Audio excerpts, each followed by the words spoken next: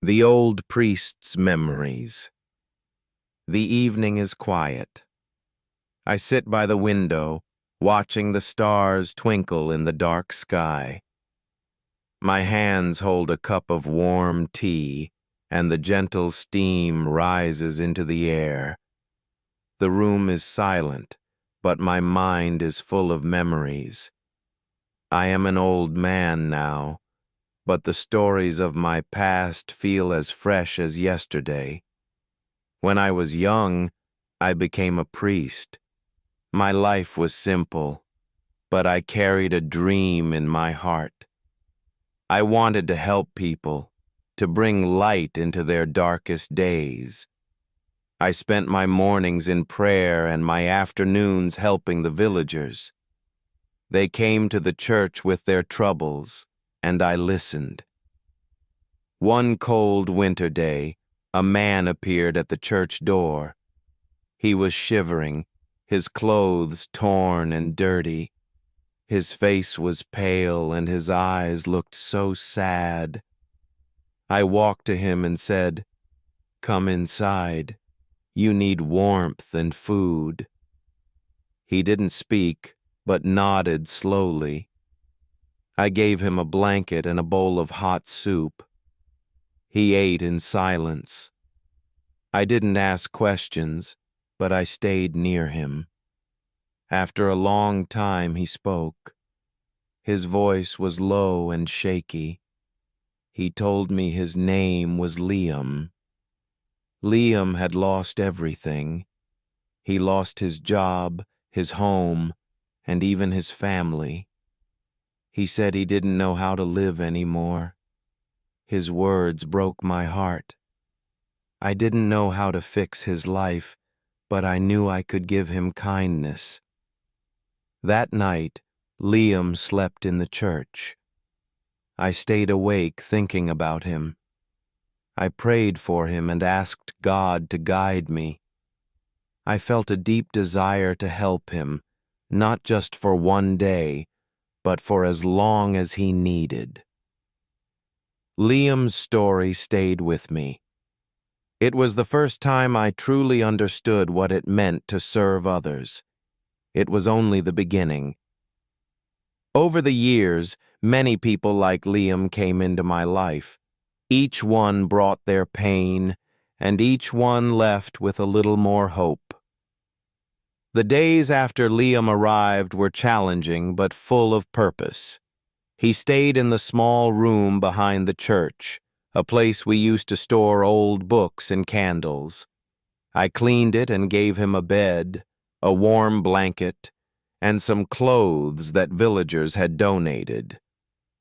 Liam began to share more of his story. He used to be a carpenter, skilled with his hands, but when his workshop burned down, he lost everything. He tried to start again, but bad luck followed him. He felt forgotten by the world. I didn't have much to give, but I encouraged him to help me with the church repairs.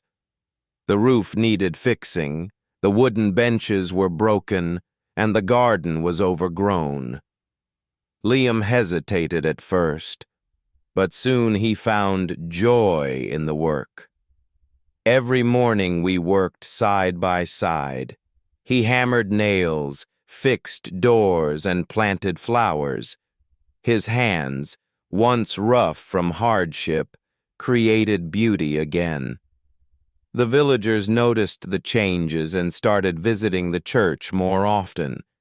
They brought food, tools, and words of encouragement for Liam.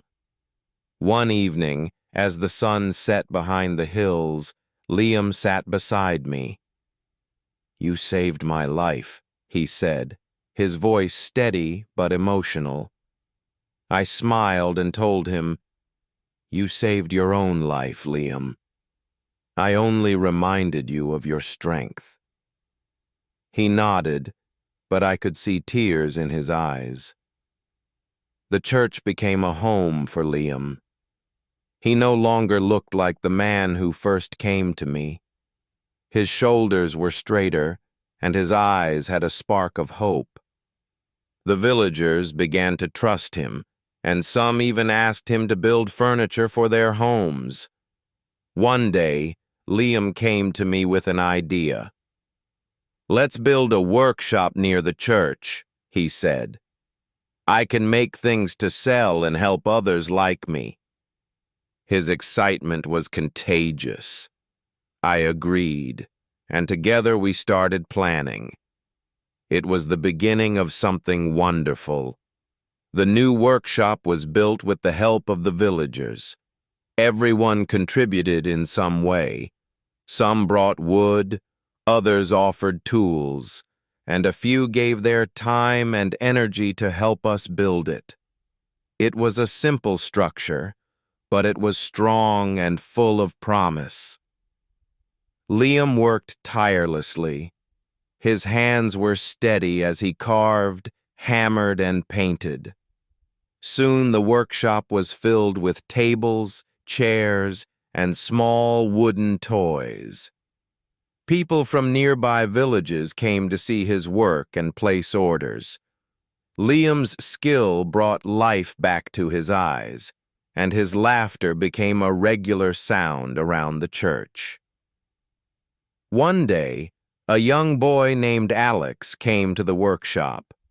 He was thin and shy, with torn clothes and no shoes. "Can I work here?" he asked softly. Liam looked at me and I nodded.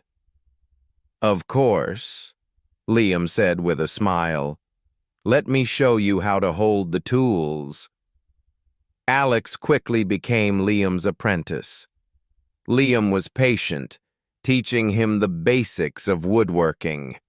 The boy's confidence grew with each new skill he learned. He even started helping with the church repairs on weekends. The villagers noticed the change in Alex, and they were proud of him. Over time, the workshop became a place of hope. Other people who were struggling came to us. Some had lost their jobs, others were looking for a second chance. Liam welcomed them all. He taught them what he knew, and together they made beautiful things. The money from selling the furniture was used wisely. Part of it went to the workers, part to the church, and part to help those in need. The workshop became more than a place to work. It became a symbol of new beginnings. One evening as we sat in the garden, Liam looked at the stars and said, "I never thought I could be happy again, but now I feel like I have a family." His words warmed my heart. I had seen him transform from a broken man into a leader. It reminded me why I became a priest in the first place, to help others find their way. As the days passed, Liam's workshop grew. The villagers helped him, bringing wood, nails, and even old tools from their homes. Liam worked tirelessly, crafting beautiful tables, chairs, and cabinets. His skill was unmatched, and soon people started coming from nearby villages to buy his work. Liam's life changed, but so did the lives of many others. He hired a few villagers to help him in the workshop. They learned quickly and were grateful for the work. One by one, they found hope and purpose. The village began to flourish.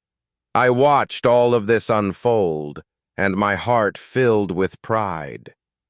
It wasn't just the workshop that had changed, it was the entire village. People started to smile more. They talked to each other, helped each other, and shared what they had. There was a new spirit of kindness in the air. Liam became a respected man, not because of his work, but because of his heart. He never forgot the kindness I showed him. He often said, You gave me the chance to be who I really am. One afternoon, as we sat together outside the church, Liam turned to me with a serious look on his face. Father, I want to thank you for everything. Without you, I would still be lost. I smiled and placed my hand on his shoulder. You've found your way, Liam. I just helped you see it. Liam nodded, and I could see the tears in his eyes once again. But these weren't tears of sadness. They were tears of gratitude. The life he once thought was over had turned into something beautiful. As I grew older, I continued to watch Liam and the villagers grow. I knew that my time on this earth was coming to an end, but I felt at peace. I had helped change one life, and that life had changed many others. One cold winter day I received a letter. It was from Liam. He was now a man of importance in the village, respected by everyone. The letter was simple, but it touched my heart. He wrote, Father, I have built a new chapel in the village, and I want you to be the first to bless it. You have given me a new life, and I want to share my joy with you. I felt a deep warmth in my heart as I read his words. Liam had come so far, and now he was giving back to the village. The chapel was beautiful. It was small, but it had a sense of peace that could only come from a place of love and care. The villagers were proud of it, and they filled the chapel every Sunday. I arrived at the chapel with my walking stick, my body frail, but my spirit strong. The villagers greeted me with smiles and warmth. I saw Liam standing near the altar, his eyes shining with happiness. Father, I am so glad you could come, he said, taking my hand. It means the world to me. I smiled at him, proud of the man he had become. You have done something wonderful, Liam. You have built not just a chapel, but a place where hope lives. I blessed the chapel, and the people of the village gathered to pray. As I looked around, I realized how much had changed. The village, once full of sorrow, was now full of life. People had found work, hope, and each other. Later that evening, as the sun set and the village quieted down, I sat alone in the chapel, reflecting on my life. I had given so much to the people, but I had received so much more in return. Watching Liam and the villagers grow had been my greatest joy. As I walked back to the church, I knew that my time was coming to an end, but I was content. I had lived my life with purpose, and I had seen the power of kindness. In the end, that was all that mattered. I watched Liam as he worked hard, building the church brick by brick, stone by stone. The people of the village stood by his side, giving their time, their energy, and their money. After many months of labor, the church was completed. It was beautiful, and it filled my heart with joy to see everyone so happy. The church had become a place of peace and love, just as I had dreamed.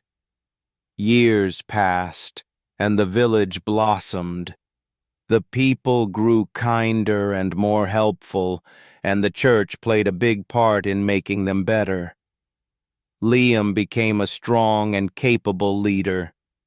Together, we worked to help the poor and the sick, reaching out to those in need from all corners of the village. I saw all of this unfold before me, and my heart swelled with pride. Liam had changed. The man who once felt lost had become a guiding light for so many. He had helped countless people, fulfilling the very purpose I had prayed for. One quiet evening, as I sat alone in the church, I felt the years catch up with me, but I was not sad. I looked around at the church and the people it brought together. A smile spread across my face as I thought, I have done my work. I have helped many people. That night, I left this world, but my work did not end. Liam and the people of the village carried on, keeping the church alive and spreading love and kindness. That night, I felt my time had come. I closed my eyes, knowing that my journey was ending. Yet, deep in my heart, I was at peace. I trusted that Liam and the people of the village would carry on, keeping the church alive and spreading love and kindness. In the days that followed, the village remembered me. They spoke of the hope I had brought into their lives, and how I had helped them believe in themselves. My work had not been in vain, and I knew that my efforts had left a lasting gift for them all. I hope this session was helpful.